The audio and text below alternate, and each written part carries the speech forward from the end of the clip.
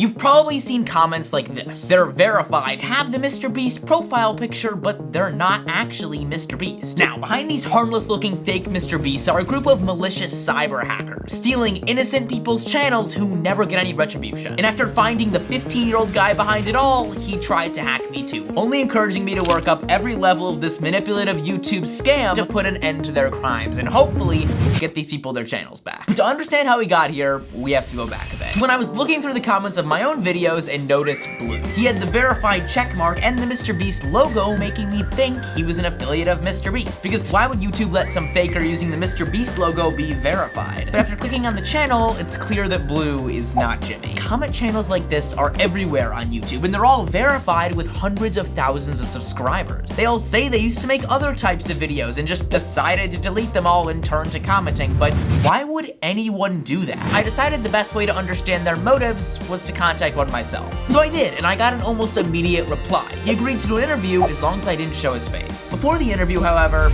I wanted to do a bit more research. You see, it turns out if you plug any of his fake Mr. Beast channels into the Wayback Machine, which allows you to see what sites looked like in the past, you can see that they all used to make other types of videos. It's possible that some of these channels may have been sold on the black market, meaning they used to belong to someone else, which is also illegal under the terms of service. But if Scythe was merely purchasing these channels, at least it meant he was doing no harm, since he was really just messing with the algorithm by rebranding these dead channels and hiring people to comment all over YouTube. But well, just listen to the story he tells. I'm Scythe, I'm 15, I own 6 verified YouTube channels. I used to normally make content, but my channel got terminated 3 months ago because I was streaming the KSI Logan Paul fight. I worked so hard for those 4K subscribers on that channel, so I was like, yeah, I'm gonna abuse the system until I get 100K no matter what. I wanted a YouTube plaque so badly, so I tried commenting everywhere on YouTube. I do what I do, I can't tell you what. I can make a new channel, but I'll have 100K in like 2 months. He's got some secret method to get any channel thousands of subscribers. And it's not just commenting, which makes sense. Although commenting probably raises the subscriber counts of these channels, their comments would never have been seen if they didn't already have the verified checkmark, something they can only get if they already have 100,000 subscribers. So those initial 100K must come from somewhere. He told me he's selling this method of growing your channel at 10 euros per 1,000 subscribers. He continued to go on about how these weren't bots, showing me that by uploading this specific video over and over, it will grow your channel a crazy amount, somehow leveraging a weird algorithmic flaw in YouTube Shorts. In fact, he offered to demonstrate. So I created a new Google account, called it What in the style of all of these fake Mr. Beast channels, and he asked me to make it a brand channel. A brand channel allows people to have access to an account to do things like comment and upload videos without needing your login info, making the real owner of the channel, in this case me, feel safe and protected. Using this section, I gave him manager permission on the channel. He then used this new channel to upload 15 of these shorts, telling me he would continue to upload them throughout the day and that within 24 hours, the channel would definitely have 1,000 subscribers. Then when we got the number of subscribers we wanted, we could delete all the videos and I'd be left with a valuable channel. So I ended the interview, gathered the footage, and waited as I planned to let Scythe make this channel magically grow. But this is where things started to unravel.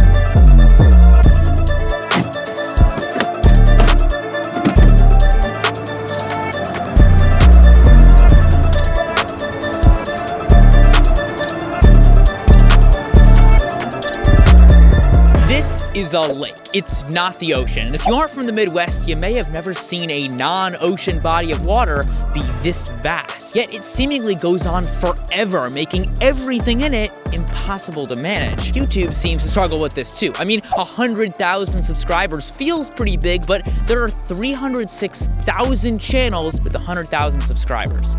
That's humbling, but it's really hard to hit 100K, and anyone who hits that milestone wants to feel appreciated. The problem is that a number like that is sort of nothing in the vastness of YouTube. So even when a big channel like this gets hacked, it's not really YouTube's top priority to respond. After posting both YouTube shorts about the interview, the real Minecraft Player 1.0 saw the video, and his friend emailed me about what happened. Essentially, Minecraft Player had his channel stolen from Scythe. And before you give any judgment to Minecraft Player about how he could possibly let this occur, just listen to what happened. He'd built his gaming channel to 153,000 subscribers, but his videos weren't performing how they used to. After seeing LOL in the comment section, he thought maybe he too could try commenting all over YouTube in order to revive his channel. So after replying to his comment, Scythe quickly messaged him and promised that he could do just that. Minecraft Player just had to give Scythe and a few friends access by making his channel a brand channel, so they wouldn't need his login info to comment all over YouTube and gain subscribers. The same way I made a brand channel when Scythe was demonstrating his suspicious subgrowth method. Scythe told Minecraft Player to give a bunch of his friends the manager role and him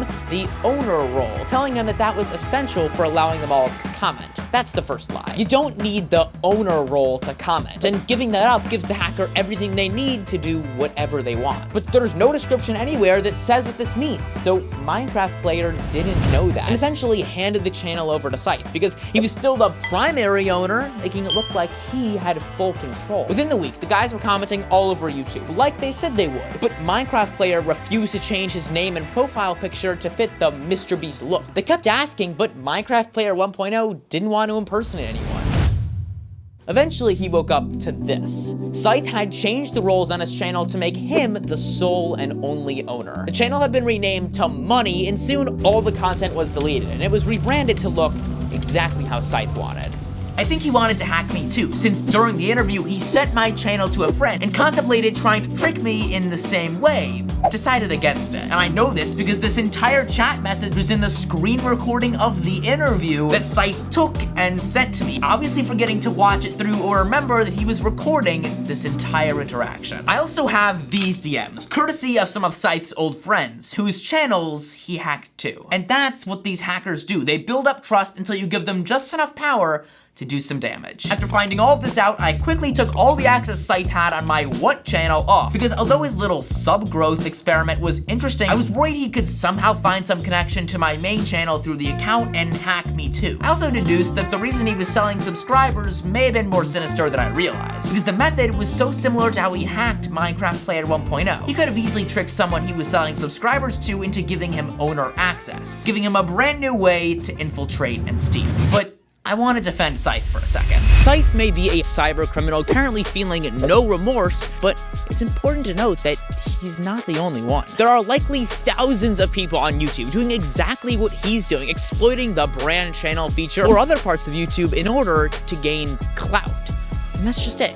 Clout. Scythe is 15, and although I'm not sure I would have gotten wrapped up in this sort of mess, it's easy to see how he got manipulated into becoming a scammer with the promise of views and subscribers after doing it the honest way failed. When making a mistake, he probably didn't realize. Think back to when you were that age, or if you are that age, think about your reliance on these numbers. Studies of teenagers' brains done at UCLA reveal that seeing their posts with a ton of likes compared to their photos with fewer likes activated the nucleus accumbens of the brains of these teens, a part of the reward circuitry that's most active in adolescence. That means that although the dopamine rush from a big social media post feels great no matter the age, it's scientifically proven to be much bigger and more significant in young people. I'm 17, and I feel that addiction to numbers. Drama can be fun for young people too, and anger and rage is sometimes better than no emotion at all. Now, I don't know anything about the people behind these fake MrBeast channels other than what they do, but what I can tell you is that they're probably young. It's the fire that brews from the impulsive action to carry out such a sick thing to do, yeah! Easily overpowers any consideration of the potential consequences. And that's not an opinion, that's literally math. The part of the brain that specifically considers the implications of decisions matures far slower than the part that merely makes decisions. Anyone could be manipulated into doing or believing something evil. We've seen that throughout history, but young people are especially vulnerable. Now, there are two types of hacking, ones that exploit flaws in software and ones that exploit flaws in human behavior. Although videos like this can help spread awareness to eliminate the second method, software hacking can still very much happen to you. That's the purpose of VPNs. They protect you from anything that could steal your data, which you may not worry about until it's too late. You see, your IP address with all your information is public. That's why when you go on sketchy websites like this, you see hot singles in your area and it like says your town, or you go on Omegle and this guy knows your name and address. Like, there's no way this guy's that smart. That's because accessing your IP address is sometimes easy, which is why I recommend recommend NordVPN, the sponsor of today's video. Last time I juggled during an ad read, you guys watched more of it, so